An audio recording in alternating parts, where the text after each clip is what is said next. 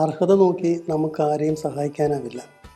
കാരണം അർഹതയില്ലാത്തത് പലതും അവകാശമാക്കിയാണ് നമ്മളിൽ പലരും ജീവിക്കുന്നത്. അർഹത അർഹതയില്ലാത്തത് പലതുമാണ് എനിക്ക് കിട്ടിയിരിക്കുന്നതെന്ന് തിരിച്ചറിവുള്ള ഒരാൾക്ക് മാത്രമേ മറ്റുള്ളവരോട് ഉദാരരായി പെരുമാറാനും അവരെ സഹായിക്കാനും അവർക്ക് സേവനം ചെയ്യാനുമൊക്കെ സാധിക്കുകയുള്ളൂ.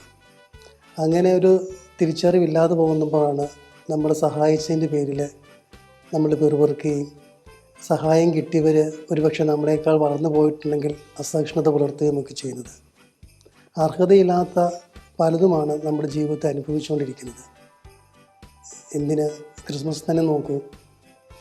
ദൈവത്തിൻ്റെ സ്നേഹം അനുഭവിക്കുവാൻ മാത്രം മനുഷ്യന് എന്ത് അർഹതയാണുള്ളത്?